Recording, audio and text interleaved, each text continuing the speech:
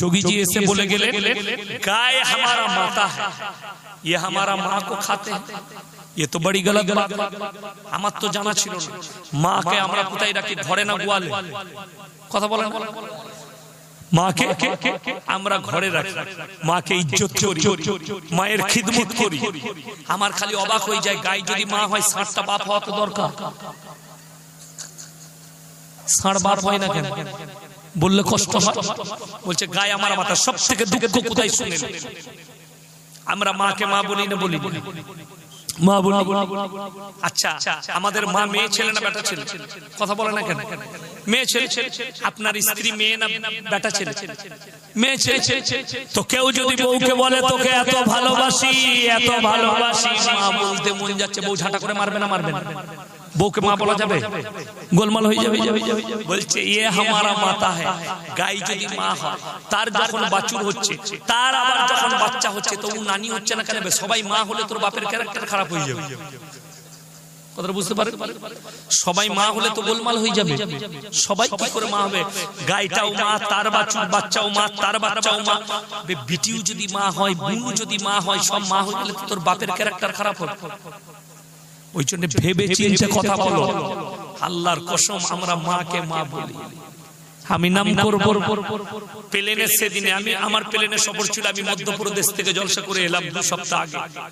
তো আমাদের দেশের একজন, আমাদের রাজ্যের একজন নায়িকা আর্টিস্ট টলিউডে, সে প্লেনে তাকে খাবার দিয়েছে, খাবারে চুল বেরিয়েছে, মানে মানুষের ছোটখাটো চুল বেরিয়েছে, সে হাঙ্গামা মাচিয়ে দিয়েছে हमारे खाने में ऐसे गंदी खाना। তারপরে ফেসবুকে একটা ফটো দেখলাম কুকুরের পোঁদে চুমু খাচ্ছে ওই নায়িকাটা। তাইলে কুকুরের চুলটা তোর কাছে দামি হলো আর মানুষের চুলটা খারাপ। আপনারা জানেন আল্লাহ কুকুরেরও ভাগ্যকে ফেরাতে পারে, পারে না পারে? আর যদি দেখতে চান কলকাতা একবার ধর্মতলায় চলে যাবে, 100টা বড় লোক, মালিক গাড়ি চালাচ্ছে, পেছনে কুকুর বসে আছে, মানে ওই মালিকই কুকুর। আল্লাহ বলছে কত ভাগ্য ফিরিয়েছি, দেখ মালিক কুকুর হয়েছে আর মালিক হয়েছে, পেছনের সিটে বসে আছে। এরা ভাতারকে শুতে লাই না, কাছে কুকুরকে শুতে লাই। আমি বললে খারাপ নামবি, আপনাকে দেখিয়ে দেবো। এরা শুতে নিবে না স্বামীকে, স্বামী থাকে না এদের কাছে, বিছানায় থাকে কুকুর। এরা কুকুরের সাথে জিনা। কষ্ট লাগে, দুঃখ লাগে। আপনি আপনার বিবির পাশে শুতে পান, একবার বলুন আলহামদুলিল্লাহ। আপনাকে কুকুরের পাশে আপনার বউকে শুতে হয় কেন জানেন? ডিপ্রেশনে চলে এসেছে এদের তো স্বামী ঠিক নাই। সকাল বেলায় একটা, রাতের বেলায় আর তারপরে দিন আর একটা। যাদের স্বামী ঠিক নাই, যাদের বেটা বিটি ঠিক নাই, তাদের কি কি কি সব ইজ্জত হবে সে আল্লাহই জানে। আমি ওই জন্য বেশি কিছু বলবো না।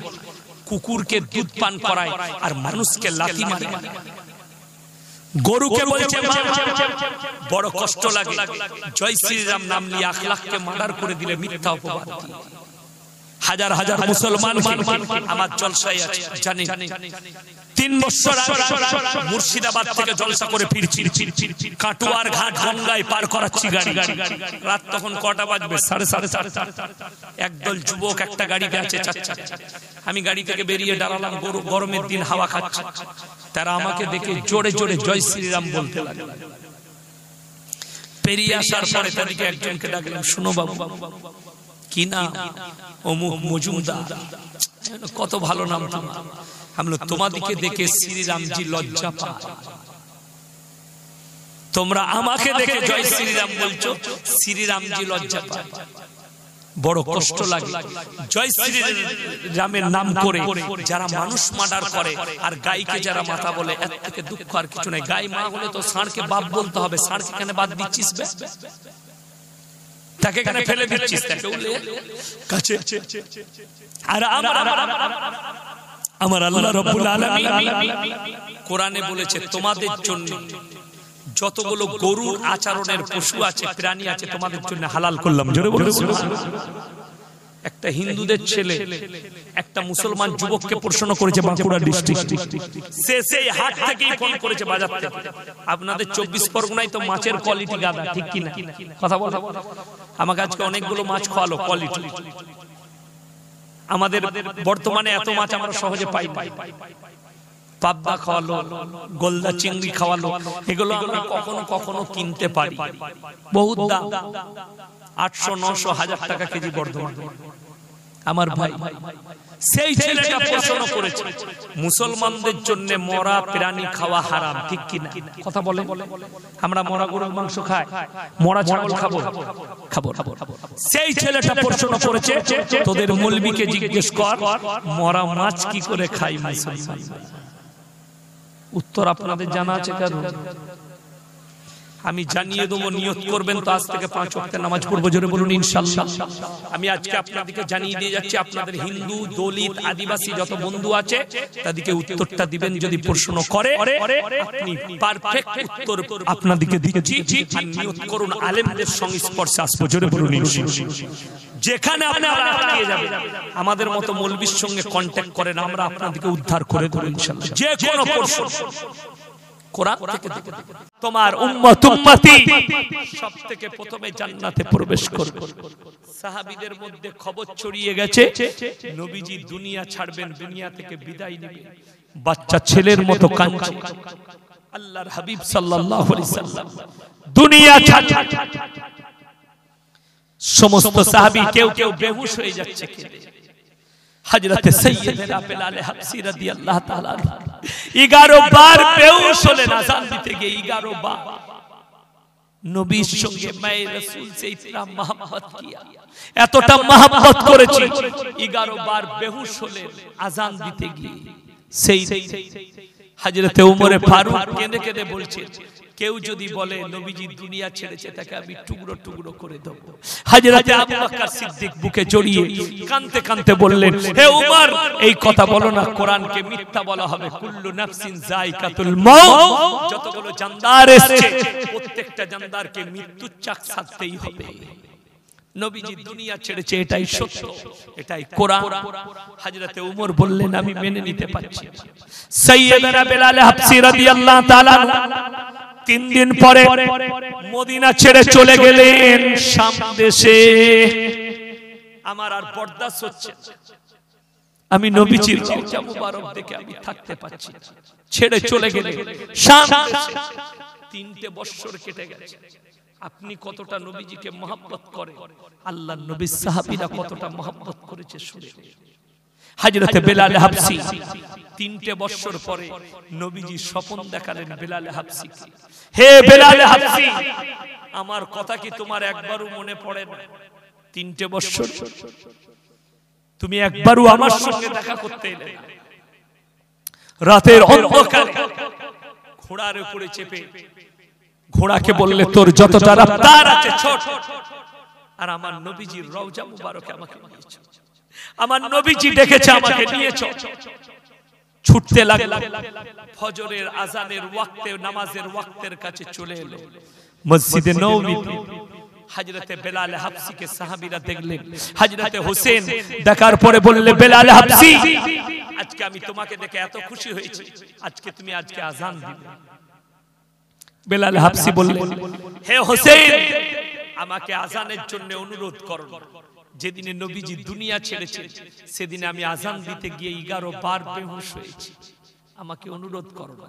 বলে আমি আল্লাহর নবীর নামাজে তোমাকে অনুরোধ করছি, তুমি যদি আজকে আযান দাও আমি খুশি হব, আমার নানাজি খুশি হবে, নবীজি রাজি হয়ে যাবে। আর যদি আযান না দাও, আমি যদি অসন্তুষ্টি প্রকাশ করি আমার নানা জান অসন্তুষ্ট হবে, নবীজি অসন্তুষ্ট হলে আল্লাহ নারাজ হয়ে যাবে তোমার উপরে। হযরত হোসেন কে বললে, হে হোসেন मैं আযান दूंगा, আমি আযান দেব। শুরু করলেন। যখনই আল্লাহু আকবার বলে শুরু করেছেন, গোটা মদিনার গলিতে কান্নার রোহাট শুরু হয়ে গেছে। রওশনদার মানে পর্দা, তখনকার যুগে কাপড় টাঙানো, খেজুরের পাতার পর্দা করা থাকতো প্রত্যেকটা বাড়িতে। সেই রওশনদার থেকে মেয়েরা মুখ বার করে দিয়েছে। আর সবাই বলছে মদিনাবাসী কাঁদতে কাঁদতে, আজকে ফজরে মনে হচ্ছে বেলাল হাবশীর আযান শুনে নবীজি দুনিয়াতে আছে, নবীজি বেঁচে আছে। এই কথা শুনে সাইয়েদনা বেলাল হাবশী আযান দিচ্ছেন, আল্লাহু আকবার পেরিয়ে গেছে, আশহাদু আল্লা ইলাহা ইল্লাল্লাহ পেরিয়ে গেছে, যখনই বলেছেন আশহাদু আন্না মুহাম্মাদার রাসূলুল্লাহ তখনই বেহুশ হয়ে পড়ে গেছেন, সঙ্গে সঙ্গে বেহুশ হয়ে গেছেন বেলাল হাবশী। সাহাবীরা ছুটে এসেছে, হযরতে বেলাল হাবশী হুঁশ ফিরে গেছে। হযরতে হোসেন বললেন, এ বেলাল হাবশী তুমি যখনই বলবে আশহাদু আন্না মুহাম্মাদার রাসূলুল্লাহ তখনই তুমি বেহুশ হয়ে গেলে কেন? বলে আল্লাহর কসম করে বলছি, আমি যখন আযান দিতাম আর বলতাম আশহাদু আন্না মুহাম্মাদার রাসূলুল্লাহ তখন আমি আমার নবীজিকে মিম্বারে দেখতে পেতাম। আজকে যখন আমি বললাম আশহাদু আন্না মুহাম্মাদার রাসূলুল্লাহ তখন আমার নবীজির রওজা দেখেছি, তাই আমি বরদাশত করতে পারিনি। জোরে বলুন সুবহানাল্লাহ। কতটা নবীজির প্রতি মহব্বত, নবীজির আশিক। আমার ভাই, আপনাকে এতটা আশিক হতে হবে না, কমপক্ষে নবীজির আখলাক আর চরিত্রটা তো নিয়ে আসুন। বড় কষ্ট লাগে নবীজির আখলাক, নবীজির চরিত্র, সাহাবীদের আখলাক নিয়ে আসুন। আপনি কতটা মহব্বত করেছেন সাইয়েদনা বেলাল হাবশী রাদিয়াল্লাহু তাআলা, হযরতে হোসেন, হযরতে আলী, এরা কত কত কুরবানি দিয়েছে।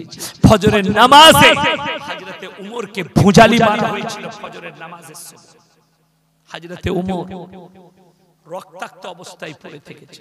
আজও কেউ সাহাবীদের রক্ত দেখতে চায়, দেখতে পাবেন না পাবেন না?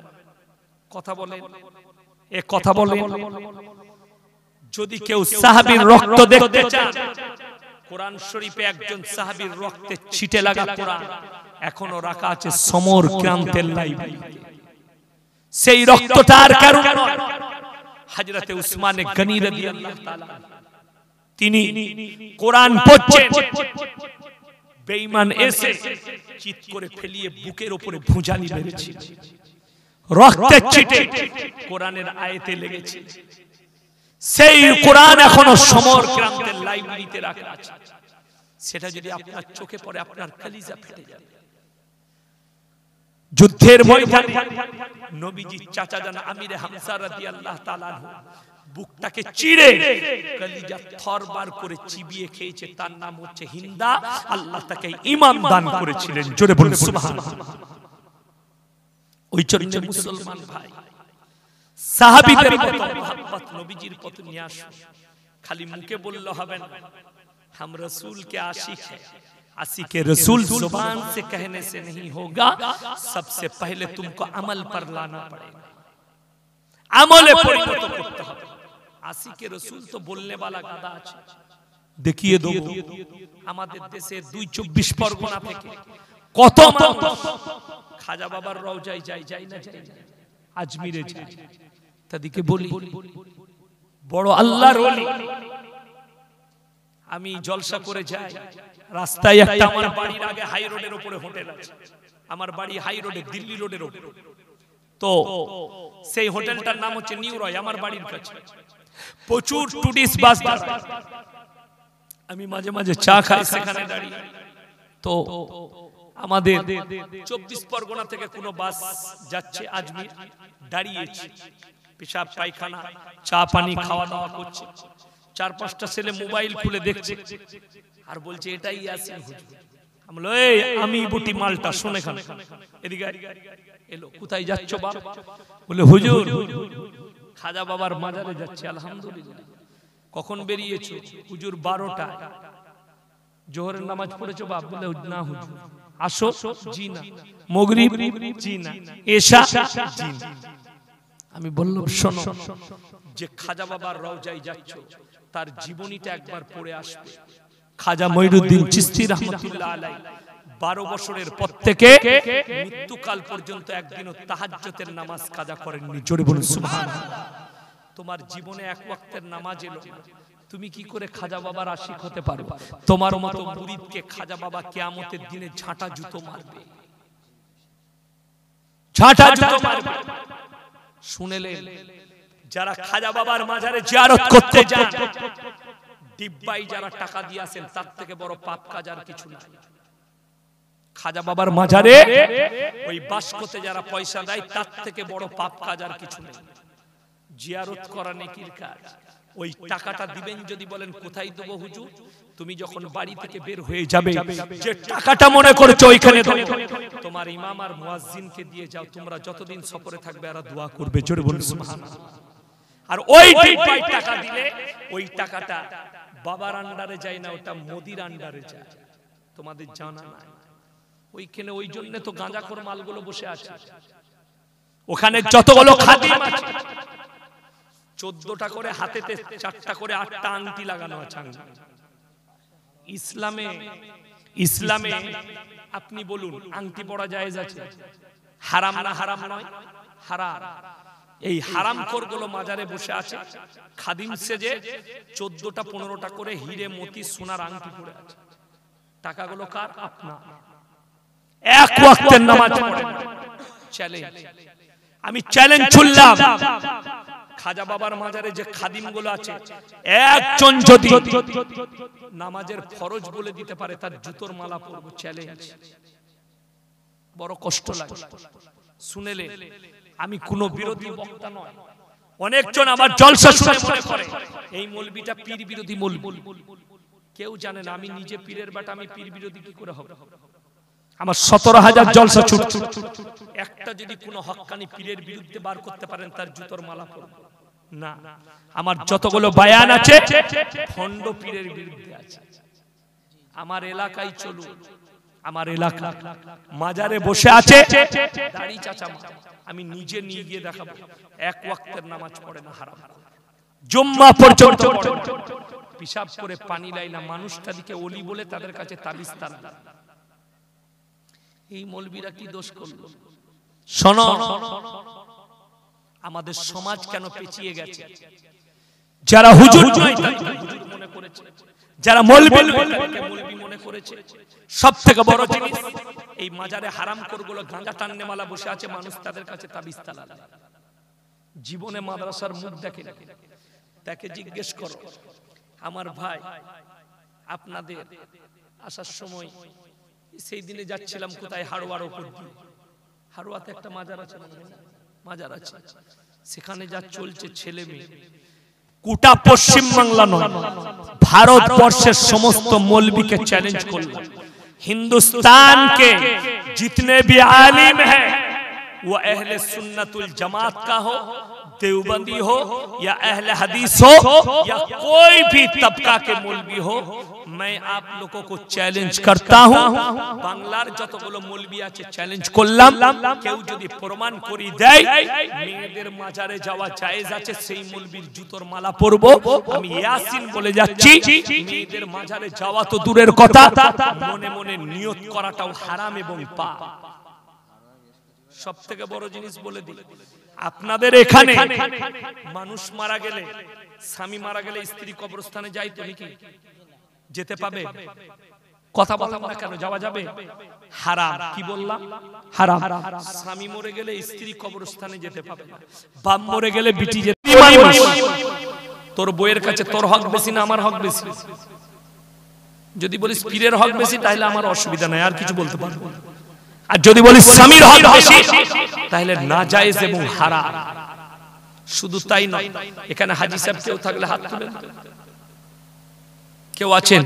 মাশাআল্লাহ, একজন, দুজন হাজী সাহেব আছেন। দেখুন আলহামদুলিল্লাহ, মক্কা থেকে মদিনা 430 থেকে 450 কিলোমিটার রাস্তা, তাই তো? কয়টা মাজার দেখে? একটাও দেখলেন? একটাও দেখেন। আমার বাড়ি থেকে আপনার এখানে 200 কিলোমিটার রাস্তা, 200,000-এর বেশি মাল আছে,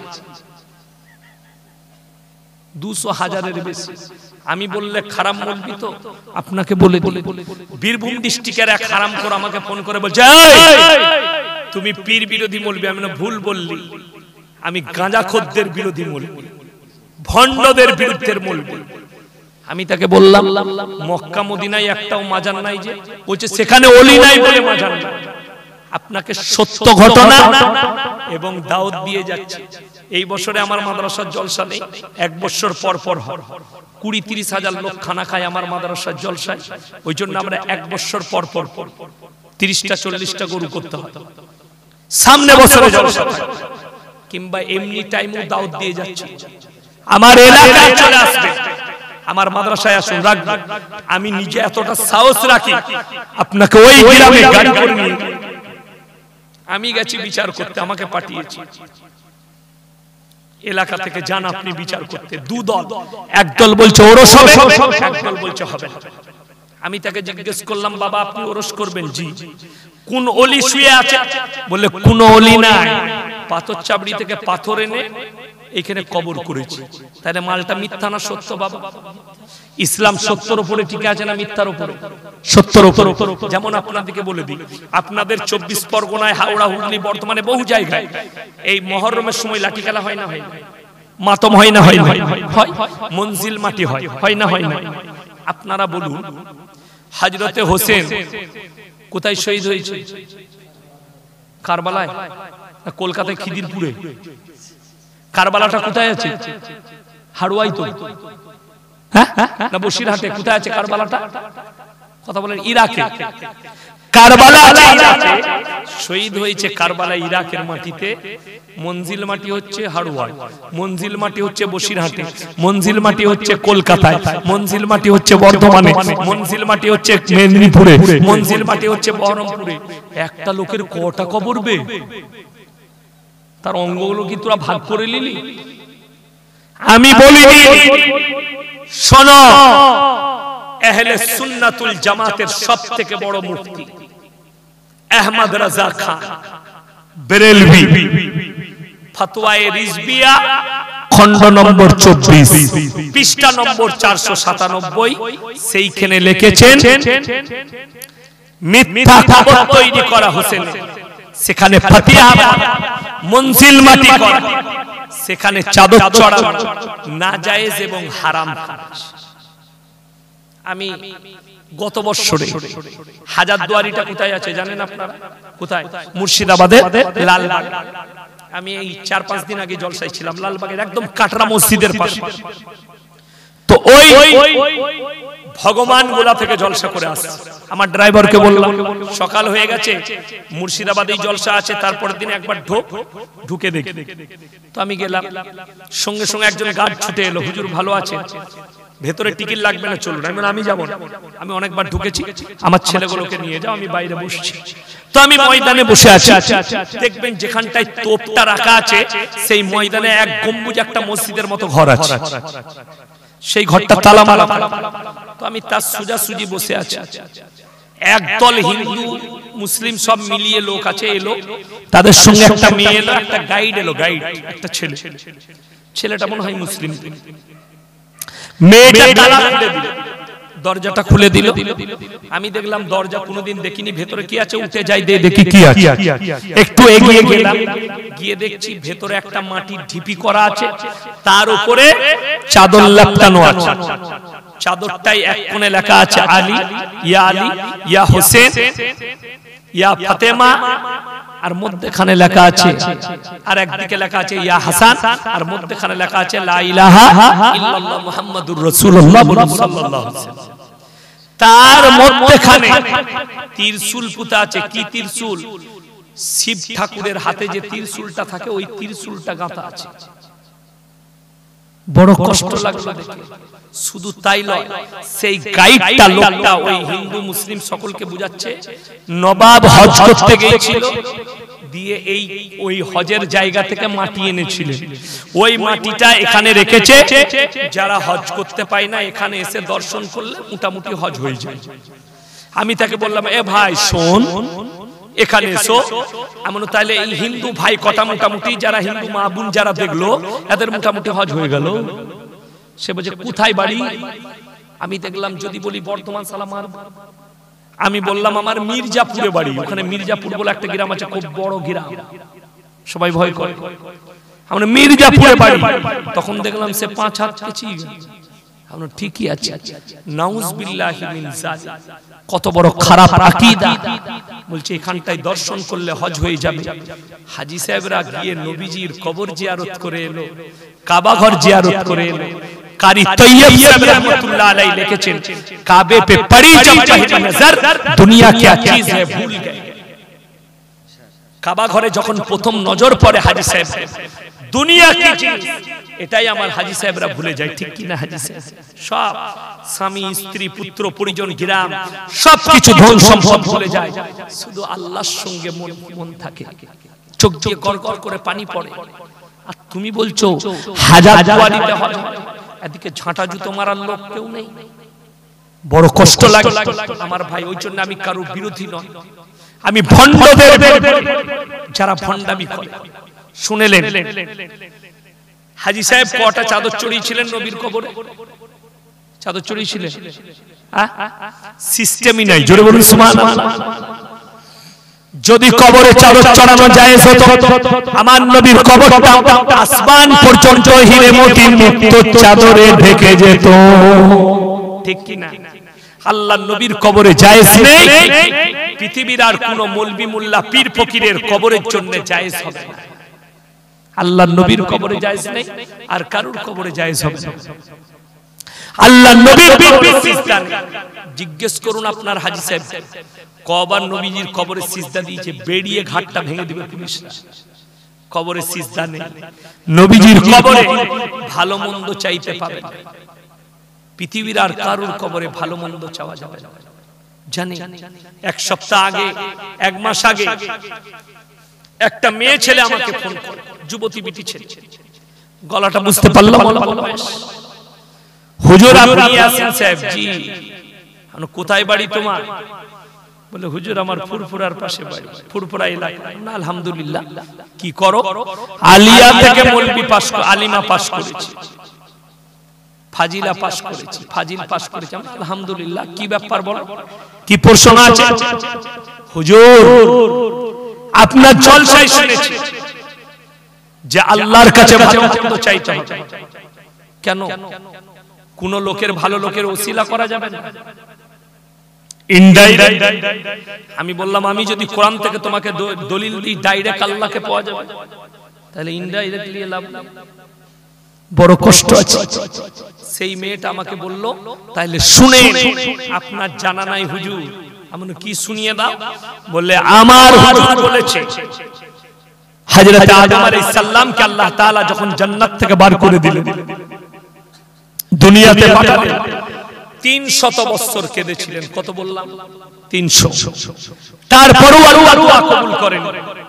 তারপরে আদম আলাইহিস সালাম আল্লাহকে বললেন, আল্লাহ তুমি আমার দোয়াকে কবুল করলে না কেন? আল্লাহ বললে তুমি একজনের ওসিলা লাউনি, আমার আরশে যার নাম লেখা আছে তিনি হচ্ছেন হযরতে মুহাম্মদ মুস্তাফা, বলুন সাল্লাল্লাহু আলাইহি ওয়াসাল্লাম। আমি সেই মাকে বললাম, মা এই হাদিসটা কোথায় আছে, কিংবা কোরআনের আয়াতটা কোথায় আছে? সে বলে আছে।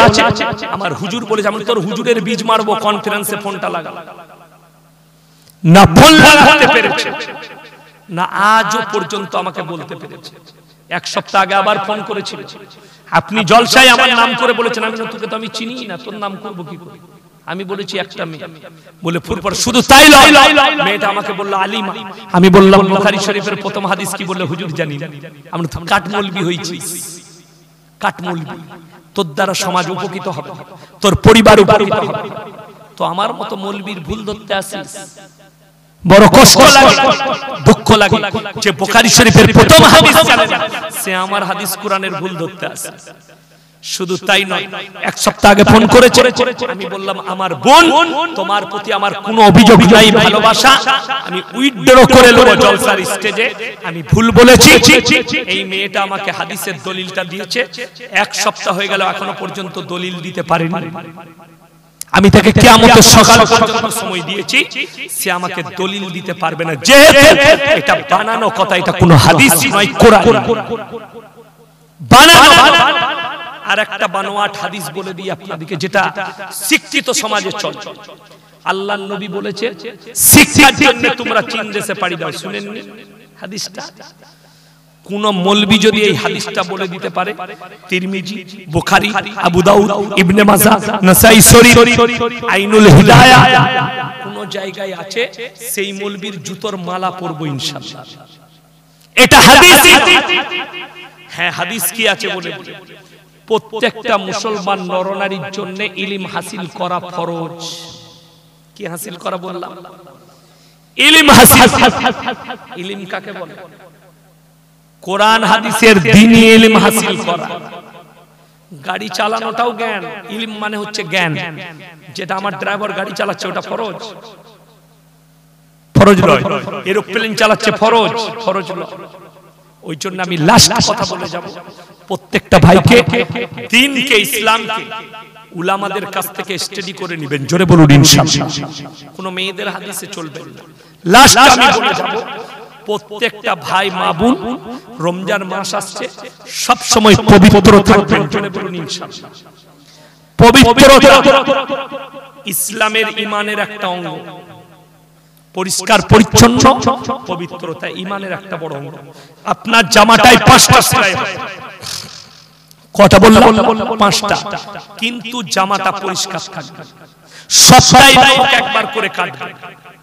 যাদের গোপ হয় গোপ ছোট করবে, দাড়ি বড়, আর পুরুষের বগলের এবং লাভির নিচে চুল 40 দিন আগে পরিষ্কার করবে। যাদের 40 দিন পেরিয়ে যাবে তাদের ইবাদত আর কবুল হবে না। এটা মাথায় রাখতে হবে। মায়ের জন্য বগলের চুল আর লাভির নিচে চুল ছাড়া কোনো জায়গায় চুল পরিষ্কার করা হারাম। এই দুটো জায়গা চুল 40 দিন আগে প্রত্যেকটা মা বোনকে কাটতে হবে, তাহলে অনেক মায়েরা মাথার চুল কাটে না, অনেক মেয়েরা ভুরু ফিলা, অনেক মেয়েরা আপনার গায়ের লোম তুলে, পায়ের লোম তুলে, 1 নম্বর হারাম। এবং এই মেয়েগুলো জাহান্নামের খোঁড়া। আমাদের মায়েরা দেখবেন নেল পালিশ লাগাই। আমি প্লেনে সফর করলে যে এয়ার হোস্টেসরা থাকে তাদের হাতে পানি খাই না। আমি নিজের বোতল কিনে নিই এয়ারপোর্টের ভেতরে, 70 টাকা লাগে হাফ লিটার, তাও আমি ওই বোতলই কিনি। কেন? ওদের হাতে পানি পান করা হয়। কেউ যদি অপবিত্র থাকে, একটা মুমিনের তার হাতে পানি পান করা যাবে? কথা বলে। খাবার খাওয়া যাবে না। কেন বলে? ওই মেয়েগুলো নেল পালিশ ব্যবহার করে। নেল পালিশ মায়েরা ব্যবহার করেন ইস্তেগফার করে। নেল পালিশ লাগালে উজু হবে, নেল পালিশ লাগালে ফরজ গোসল হবে না। ফরজ গোসল যদি না হয় ওই মেয়েটা পবিত্র হবে? অপবিত্র। অপবিত্রতা হারাম। যদি বলেন হুজুর আমরা মেয়েরা কি লাগাবো, আমি বলে যাচ্ছি, নোকের উপরে মেহেদি লাগাবে, বাটা মেহেদি লাগাবে, অসুবিধা নেই। পুরুষরা, আমাদের অনেক ছেলের, অনেক যুবকের চুল সাদা হয়ে যায়, চুল পেকে যায়। যে সমস্ত পুরুষরা কিংবা নারীরা কালো মেহেদি ব্যবহার করবে, অনেক মেয়ের চুল পেকে গেলে অল্প বয়সে তারা কালো মেহেদি ব্যবহার করে না? তোমার যদি চুলগুলো পেকে যায়, তোমার কালো মেহেদি করে দিলে তোমার বয়সটা ঢাকা যাবে? তুমি যদি বুড়ো হয়ে যাও, চুল দাড়িগুলো যদি কালো করে নাও, তোমাকে জোয়ান মনে হবে না? তুমি জোয়ান হবে। এই তো ফিরাউনের কাজ হলো। ইসলামে ধোঁকা নাই, প্রতারণা নাই। তিরমিজি শরীফের হাদিসে আছে, যে সমস্ত মানুষ, যে সমস্ত ছেলে মেয়ে নিজের চুল দাড়িকে পয়রার বুকের মতো কালো করবে, তাদের জন্য জান্নাতের খুশবু হারাম। আবার শুনেলেন তিরমিজি শরীফের হাদিস, যারা নিজেদের মাথার চুল দাড়িকে, মেয়েরা মাথার চুলকে পয়রার বুকের মতো কালো করবে, তাদের জন্য জান্নাতের খুশবু হারাম। একদম জায়েজ। আমাদের সমাজের কিছু লোক আছে 6 মাস 7 মাস বগলের চুল পরিষ্কার করেনি, মরচে পড়ে গেছে। আমি খালি চিন্তা করি, আল্লাহ, শোরুমের যদি হাল এরকম হয় তাহলে গোডাউনের অবস্থা কত খারাপ। এদের হাতে পানি পান করা হারাম, এদের হাতে কোনো খাবার খাওয়া হারাম। আপনার জানা নেই আমাদের দেশের লোকেরা চপ পেঁয়াজি খেতে খুব ভালোবাসেন বাঙালিরা। যে দোকানে চপ কিনছেন আগে দেখবেন সেই লোকটা হারাম পর্যায়ে আছে না হালাল পর্যায়ে? মরচে পড়ে গেছে, চপ ছাকছে, তার হাতে চপ খাওয়া হারাম। আমাদের মায়েরা ফুচকা খেতে ভালোবাসে, অনেক ফুচকাওয়ালা বগলে মরচে পড়ে গেছে, আলু সানছে, শোরুমের পানি একদম আলুতে, ও ফুচকা তো আরো বেশি মজা লাগবে। হারাম, সম্পূর্ণ খাওয়া হারাম। তুমি যার কাছে খাবার খাচ্ছ সেই লোকটা হারাম পর্যায়ে আছে না হালাল পর্যায়ে? লোক আমরা মনে করি 5 স্টার হোটেলে খাচ্ছি, বোম্বে তাজ বেঙ্গল তাজ হোটেল আছে, শুনেছেন না শুনেননি? তাজ হোটেল পৃথিবীর যত রকমের খাবার আছে সব খাবার ওখানে পাওয়া যায়। সাপ পাবেন, কুকুরের মাংস পাবেন, গরুর মাংস পাবেন, ভেড়ার মাংস পাবেন, কুমিরের মাংস পাবেন, বাঘের মাংস, যে মাংস পাবেন, সাপ পাবেন, ব্যাঙ পাবেন, কুলা ব্যাঙ পাবেন, যেটা খেতে চাইবেন পাবেন। এটার নাম হচ্ছে 5 স্টার হোটেল, 7 স্টার হোটেল। এই হোটেলগুলোতে একটা মুমিনের জন্য খাবার শোভা পায়। যে হোটেলের কারবার চলে সেই হোটেলের কোন গ্লাসে প্লাস্টিকের গ্লাস ছাড়া কোন গ্লাসে খাওয়া যাবে না। তোর বইয়ের কাছে তোর হক বেশি না আমার হক বেশি? যদি বলিস পীরের হক বেশি তাহলে আমার অসুবিধা নাই, আর কিছু বলতে পারবো না। আর যদি বলিস স্বামীর হক বেশি তাহলে নাজায়েজ এবং হারাম। শুধু তাই নয়, এখানে হাজী সাহেব কেউ থাকলে হাত তুলেন। কেউ আছেন? মাশাআল্লাহ, একজন, দুজন হাজী সাহেব আছেন। দেখুন আলহামদুলিল্লাহ, মক্কা থেকে মদিনা 430 থেকে 450 কিলোমিটার রাস্তা, তাই তো? কটা মাজার দেখে? একটাও দেখলেন? একটাও দেখেন। আমার বাড়ি থেকে আপনার এখানে 200 কিলোমিটার রাস্তা, 200,000-এর বেশি মাল আছে, 200,000-এর বেশি। আমি বললে খারাপ বলবি তো আপনাকে বলে দিই। বীরভূম ডিস্ট্রিক্টের এক হারামখোর আমাকে ফোন করে বলছে, তুমি পীর বিরোধী বলবি। আমি না, ভুল বললি, আমি গাঁজাখোরদের বিরোধী বলবি, ভণ্ডদের বিরুদ্ধে বলবি। আমি তাকে বললাম মক্কা মদিনায় একটাও মাজার নাই যে? বলছে সেখানে ওলি নাই বলে মাজার নাই। আপনাকে সত্য ঘটনা এবং দাওয়াত দিয়ে যাচ্ছে। এই বছরে আমার মাদ্রাসার জলসা নেই, 1 বছর পর পর হয়। 20-30 হাজার লোক খানা খায় আমার মাদ্রাসার জলসায়। ওই জন্য আমরা 1 বছর পর পর 30টা-40টা গরু করতে হয়। সামনে বছরে জলসা কিংবা এমনি টাইমও দাওয়াত দিয়ে যাচ্ছে। আমার এলাকায় চলে আসবে, আমার মাদ্রাসায় আসুন, রাখবেন। আমি নিজে এতটা সাহস রাখি, আপনাকে ওই গ্রামে গাড়ি করে নিয়ে আমি গেছি বিচার করতে, আমাকে পাঠিয়েছি এলাকা থেকে, যান আপনি বিচার করতে। 2 দল, এক দল বলছে ওরস হবে, এক দল বলছে হবে না। আমি তাকে জিজ্ঞেস করলাম, বাবা আপনি ওরস করবেন? জি। কোন ওলি শুয়ে আছে? বলে কোন ওলি নাই, পাথর চাবড়ি থেকে পাথর এনে এখানে কবর করেছি। তাহলে মালটা মিথ্যা না সত্য? বাবা, ইসলাম সত্যের উপরে টিকে আছে না মিথ্যার উপরে? সত্যের উপরে। যেমন আপনাদেরকে বলে দিই, আপনাদের 24 পরগনায়, হাওড়া, হুগলি, বর্তমানে বহু জায়গায় এই মহরমের সময় লাঠি খেলা হয় না? হয় না? মাতম হয় না? হয় না? হয়। মঞ্জিল মাটি হয়, হয় না? হয় না? আপনারা বলুন, হযরতে হোসেন কোথায় শহীদ হয়েছে? কারবালায় না কলকাতায় খিদিরপুরে? কারবালাটা কোথায় আছে? হাড়ুয়াই তো, হ্যাঁ না বসিরহাটে? কোথায় আছে কারবালাটা? কথা বলেন। ইরাকে কারবালা আছে, ইরাকে শহীদ হয়েছে। কারবালা ইরাকের মাটিতে।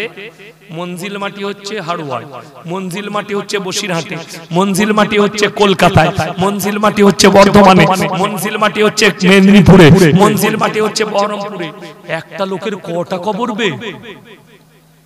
তার অঙ্গগুলো কি তোরা ভাগ করে নিলি? আমি বলিনি, শোনো, আহলে সুন্নাতুল জামাতের সবথেকে বড় মুফতি আহমদ রাজা খান বেরেলভি, ফতোয়ায়ে রিজভিয়া খণ্ড নম্বর 24 পৃষ্ঠা নম্বর 497, সেইখানে লিখেছেন মিথ্যা খবর তৈরি করা হোসেন, সেখানে ফাতিহা মঞ্জিল মাটি করা, সেখানে চাদর চড়ানো নাজায়েজ এবং হারাম কাজ। আমি গত বছরে হাজারদুয়ারিটা কোথায় আছে জানেন আপনারা? কোথায়? মুর্শিদাবাদে লালবাগ। আমি এই 4-5 দিন আগে জলসায় ছিলাম লালবাগের একদম কাটরা মসজিদের পাশে। তো ওই ভগবান গোলা থেকে জলসা করে আসছে। আমার ড্রাইভারকে বললাম সকাল হয়ে গেছে, মুর্শিদাবাদেই জলসা আছে, তারপরের দিন একবার ঢুকে দেখি। তো আমি গেলাম, সঙ্গে সঙ্গে একজন গার্ড ছুটে এলো, হুজুর ভালো আছে, ভেতরে টিকিট লাগবে না, চলুন। আমি যাব না, আমি অনেকবার ঢুকেছি, আমার ছেলেগুলোকে নিয়ে যাও, আমি বাইরে বসছি। তো আমি ময়দানে বসে আছি, দেখবেন যেখানটায় তোপটা রাখা আছে সেই ময়দানে এক গম্বুজ একটা মসজিদের মতো ঘর আছে। সেই ঘরটা তালা মারা।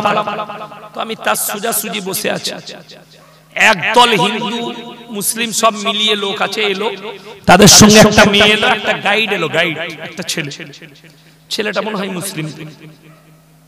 মেয়েটা দরজাটা খুলে দিল, আমি দেখলাম দরজা কোনোদিন দেখিনি, ভেতরে কি আছে উঠে যাই দেখি কি আছে।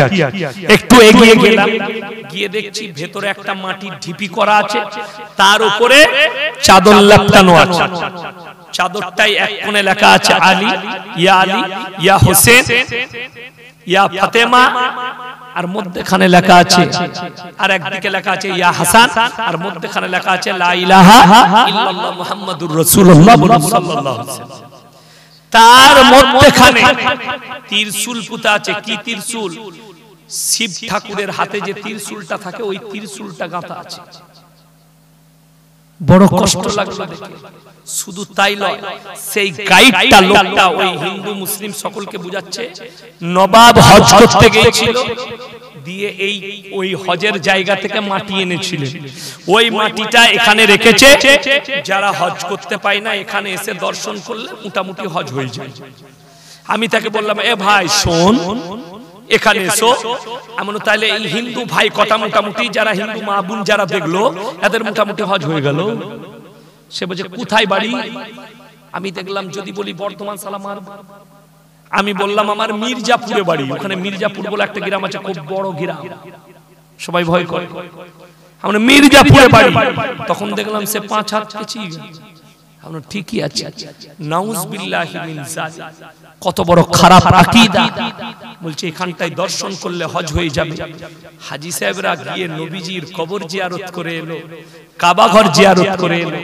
কারি তৈয়ব সাহেব রহমাতুল্লাহ আলাইহি লিখেছেন, কাবে पे पड़ी जब पहली नजर दुनिया क्या चीज है भूल गए।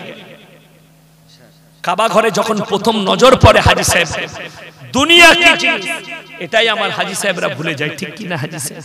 সব স্বামী স্ত্রী পুত্র পরিজন গ্রাম সবকিছু ধন সম্পদ ভুলে যায়, শুধু আল্লাহর সঙ্গে মন থাকে। চোখ দিয়ে গড়গড় করে পানি পড়ে। আর তুমি বলছো হাজার দুয়ারিতে হজ, এদিকে ঝাঁটা জুতো মারার লোক কেউ নেই। বড় কষ্ট লাগে আমার ভাই। ওই জন্য আমি কারোর বিরোধী নয়, আমি ভণ্ডদের যারা ভণ্ডামি করে। শুনেলেন হাজী সাহেব কটা চাদর চড়িয়েছিলেন নবীর কবরে? চাদর চড়িয়েছিলেন? সিস্টেমই নাই। জোরে বলুন সুবহানাল্লাহ। যদি কবরে চাদর চড়ানো জায়েজ হতো, আমার নবীর কবরটা আসমান পর্যন্ত হিরে মোতি মুক্ত চাদরে ঢেকে যেত। ঠিক কি না? আল্লাহর নবীর কবরে জায়েজ নেই, পৃথিবীর আর কোন মৌলবি মোল্লা পীর ফকিরের কবরের জন্য জায়েজ হবে না। আল্লাহর নবীর কবরে জায়েজ নেই, আর কারুর কবরে জায়েজ হবে না। আল্লাহর নবীর কবরে সিজদা নেই। জিজ্ঞেস করুন আপনার হাজী সাহেব কবার নবীজির কবরে সিজদা দিয়েছে? বেরিয়ে ঘাটটা ভেঙে দিবে পুলিশরা। কবরে সিজদা নেই। নবীজির কবরে ভালো মন্দ চাইতে পাবে না। পৃথিবীর আর কারুর কবরে ভালো মন্দ চাওয়া যাবে না। জানি 1 সপ্তাহ আগে, 1 মাস আগে একটা মেয়ে ছেলে আমাকে ফোন করে, যুবতী বিটি ছেলে, গলাটা বুঝতে পারলাম, হুজুর আপনি আছেন? সাহেব জি। কোথায় বাড়ি তোমার? বলে হুজুর আমার ফুরফুরার পাশে বাড়ি, ফুরফুরা এলাকা। আলহামদুলিল্লাহ। কি করো? আলিয়া থেকে মৌলবি পাস, আলিমা পাস করেছি, ফাজিলা পাস করেছি, ফাজিল পাস করেছি। আলহামদুলিল্লাহ। কি ব্যাপার বলো, কি প্রশ্ন আছে? হুজুর আপনার জলসায় শুনেছি যে আল্লাহর কাছে ভালো মন্দ চাইতে হবে। কেন? কোন লোকের ভালো লোকের ওসিলা করা যাবে না? ইনডাইরেক্ট। আমি বললাম আমি যদি কোরআন থেকে তোমাকে দলিল দিই ডাইরেক্ট আল্লাহকে পাওয়া যাবে, তাহলে ইনডাইরেক্টলি লাভ। বড় কষ্ট আছে। সেই মেয়েটা আমাকে বলল তাহলে শুনে, আপনার জানা নাই হুজুর? আমি কি শুনিয়ে দাও? বললে আমার হুজুর বলেছে হযরত আদম আলাইহিস সালামকে আল্লাহ তাআলা যখন জান্নাত থেকে বার করে দিলেন, দুনিয়াতে পাঠালেন, 300 বছর কেঁদেছিলেন। কত বললাম? 300। তারপরও আল্লাহ দোয়া কবুল করেন। তারপরে আদম আলাইহিস সালাম আল্লাহকে বললেন, আল্লাহ তুমি আমার দোয়াকে কবুল করলে না কেন? আল্লাহ বললে, তুমি একজনের ওসিলা লাউনি আমার আরশে যার নাম লেখা আছে, তিনি হচ্ছেন হযরতে মুহাম্মদ মুস্তাফা, বলুন সাল্লাল্লাহু আলাইহি ওয়াসাল্লাম। আমি সেই মাকে বললাম, মা এই হাদিসটা কোথায় আছে, কিংবা কোরআনের আয়াতটা কোথায় আছে? সে বলে আছে। আমার হুজুর বলেছে, আমি তোর হুজুরের বীজ মারবো, কনফারেন্সে ফোনটা লাগা না, ফোন লাগাতে পেরেছে না, আজও পর্যন্ত আমাকে বলতে পেরেছে। এক সপ্তাহ আগে আবার ফোন করেছিল, আপনি জলসায় আমার নাম করে বলেছেন। আমি তোকে তো আমি চিনি না, তোর নাম করবো কি করে? আমি বলেছি একটা মেয়ে, বলে ফুরফুর। শুধু তাই নয়, মেয়েটা আমাকে বলল আলিমা। আমি বললাম বুখারী শরীফের প্রথম হাদিস কি? বললে হুজুর জানি না। আমরা তো কাঠমৌলবি হয়েছি, কাঠমৌলবি।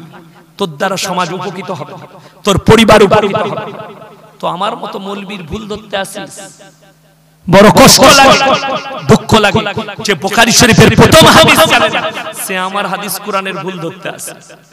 শুধু তাই নয়, এক সপ্তাহ আগে ফোন করেছে। আমি বললাম, আমার বোন, তোমার প্রতি আমার কোনো অভিযোগ নাই, ভালোবাসা, আমি উইথড্র করে নেব জলসার স্টেজে, আমি ভুল বলেছি। এই মেয়েটা আমাকে হাদিসের দলিলটা দিয়েছে, এক সপ্তাহ হয়ে গেল, এখনো পর্যন্ত দলিল দিতে পারেনি। আমি তাকে কিয়ামতের সকাল পর্যন্ত সময় দিয়েছি, সে আমাকে দলিল দিতে পারবে না, যেহেতু এটা বানানো কথা, এটা কোনো হাদিস নয়, কোরআন বানানো। আর একটা বানোয়াট হাদিস বলে দিই আপনাদেরকে, যেটা শিক্ষিত সমাজে চলে। আল্লাহর নবী বলেছে, শিক্ষার জন্য তোমরা চীন দেশে পাড়ি দাও। শুনেননি হাদিসটা? কোন মৌলবি যদি এই হাদিসটা বলে দিতে পারে, তিরমিজি, বুখারী, আবু দাউদ, ইবনে মাজাহ, নাসাই শরীফ, আইনুল হিদায়া, কোন জায়গায় আছে, সেই মৌলবির জুতোর মালা পরবো ইনশাআল্লাহ। এটা হাদিস। হ্যাঁ, হাদিস কি আছে বলে, প্রত্যেকটা মুসলমান নরনারীর জন্য ইলম হাসিল করা ফরজ। কি হাসিল করা বললাম? ইলম হাসিল। ইলম কাকে বলে? কোরআন হাদিসের দ্বীনি ইলম হাসিল করা। গাড়ি চালানোটাও জ্ঞান, ইলম মানে হচ্ছে জ্ঞান। যেটা আমার ড্রাইভার গাড়ি চালাচ্ছে ওটা ফরজ? ফরজ নয়। এরোপ্লেন চালাচ্ছে ফরজ? ফরজ নয়। ওই জন্য আমি লাস্ট কথা বলে যাব, প্রত্যেকটা ভাইকে দ্বীনকে, ইসলামকে উলামাদের কাছ থেকে স্টাডি করে নেবেন। জোরে বলুন ইনশাআল্লাহ। কোন মেয়েদের হাদিসে চলবে না। লাস্ট আমি বলে যাব, প্রত্যেকটা ভাই মা বোন, রমজান মাস আসছে, সব সময় পবিত্র থাকবেন। জোরে বলুন ইনশাআল্লাহ। পবিত্রতা ইসলামের, ঈমানের একটা অঙ্গ। পরিষ্কার পরিচ্ছন্ন পবিত্রতা ঈমানের একটা বড় অঙ্গ।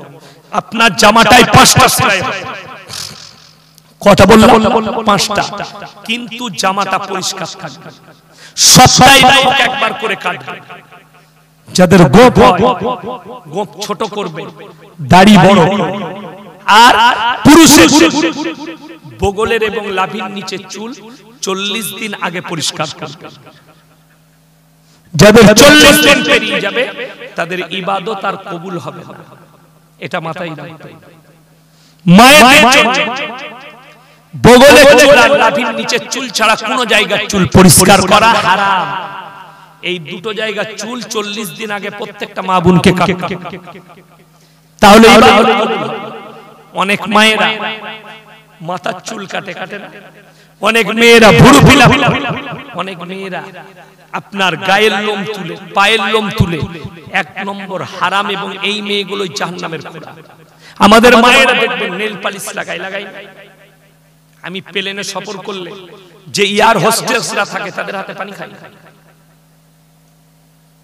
না। আমি নিজের বোতল কিনে নিই এয়ারপোর্টের ভেতরে, 70 টাকা লাগে হাফ লিটার, তাও আমি ওই বোতলই কিনি। কেন? ওদের হাতে পানি পান করা হয়। কেউ যদি অপবিত্র থাকে, একটা মুমিনের তার হাতে পানি পান করা যাবে? কথা বলে। খাবার খাওয়া যাবে না? কেন বলে? ওই মেয়েগুলো নেল পালিশ ব্যবহার করে। নেল পালিশ মায়েরা ব্যবহার করেন, ইস্তেগফার করে। নেল পালিশ লাগালে উজু হবে, নেল পালিশ লাগালে ফরজ গোসল হবে না। ফরজ গোসল যদি না হয়, ওই মেয়েটা পবিত্র হবে? অপবিত্র। অপবিত্রতা হারাম। যদি বলেন হুজুর আমরা মেয়েরা কি লাগাবো, আমি বলে যাচ্ছি, নোকের উপরে মেহেন্দি লাগাবে, বাটা মেহেদি লাগাবে, অসুবিধা নেই। পুরুষরা, আমাদের অনেক ছেলের অনেক যুবকের চুল সাদা হয়ে যায়, চুল পেকে যায়। যে সমস্ত পুরুষরা কিংবা নারীরা কালো মেহেদি ব্যবহার করবে, অনেক মেয়ের চুল পেকে গেলে অল্প বয়সে তারা কালো মেহেদি ব্যবহার করে না? করে। তোমার যদি চুলগুলো পেকে যায়, তোমার কালো মেহেদি করে দিলে তোমার বয়সটা ঢাকা যাবে? তুমি যদি বুড়ো হয়ে যাও, চুল দাড়িগুলো যদি কালো করে নাও, তোমাকে জোয়ান মনে হবে না? তুমি জোয়ান হবে? এই তো ফিরাউনের কাজ হলো। ইসলামে ধোঁকা নাই, প্রতারণা নাই। তিরমিজি শরীফের হাদিসে আছে, যে সমস্ত মানুষ, যে সমস্ত ছেলে মেয়ে নিজের চুল দাড়িকে পয়রার বুকের মতো কালো করবে, তাদের জন্য জান্নাতের খুশবু হারাম। আবার শুনেলেন, তিরমিজি শরীফের হাদিস, যারা নিজেদের মাথার চুল দাড়িকে, মেয়েরা মাথার চুলকে পয়রার বুকের মতো কালো করবে, তাদের জন্য জান্নাতের খুশবু হারাম। একদম জায়েজ। আমাদের সমাজের কিছু লোক আছে 6 মাস 7 মাস বগলের চুল পরিষ্কার করেনি, মরচে পড়ে গেছে। আমি খালি চিন্তা করি, আল্লাহ, শোরুমের যদি হাল এরকম হয় তাহলে গোডাউনের অবস্থা কত খারাপ। এদের হাতে পানি পান করা হারাম, এদের হাতে কোনো খাবার খাওয়া হারাম। আপনার জানা নেই, আমাদের দেশের লোকেরা চপ পেঁয়াজি খেতে খুব ভালোবাসেন বাঙালিরা। যে দোকানে চপ কিনছেন আগে দেখবেন সেই লোকটা হারাম পর্যায়ে আছে না হালাল পর্যায়ে? মরচে পড়ে গেছে, চপ ছাকছে, তার হাতে চপ খাওয়া হারাম। আমাদের মায়েরা ফুচকা খেতে ভালোবাসে, অনেক ফুচকাওয়ালা বগলে মরচে পড়ে গেছে, আলু সানছে, শোরুমের পানি একদম আলুতে, ও ফুচকা তো আরো বেশি মজা লাগবে। হারাম, সম্পূর্ণ খাওয়া হারাম। তুমি যার কাছে খাবার খাচ্ছ সেই লোকটা হারাম পর্যায়ে আছে না হালাল পর্যায়ে? লোক আমরা মনে করি 5 স্টার হোটেলে খাচ্ছি। বোম্বে তাজ বেঙ্গল তাজ হোটেল আছে, শুনেছেন না শুনেননি? তাজ হোটেল পৃথিবীর যত রকমের খাবার আছে সব খাবার ওখানে পাওয়া যায়। সাপ পাবেন, কুকুরের মাংস পাবেন, গরুর মাংস পাবেন, ভেড়ার মাংস পাবেন, কুমিরের মাংস পাবেন, বাঘের মাংস, যে মাংস পাবেন, সাপ পাবেন, ব্যাঙ পাবেন, কুলা ব্যাঙ পাবেন, যেটা খেতে চাইবেন পাবেন। এটার নাম হচ্ছে 5 স্টার হোটেল, 7 স্টার হোটেল। এই হোটেলগুলোতে একটা মুমিনের জন্য খাবার শোভা পায় না। যে হোটেলের কারবার চলে সেই হোটেলের কোনো গিলাসে, প্লাস্টিকের গিলাস ছাড়া কোনো গিলাসে খাওয়া যাবে না।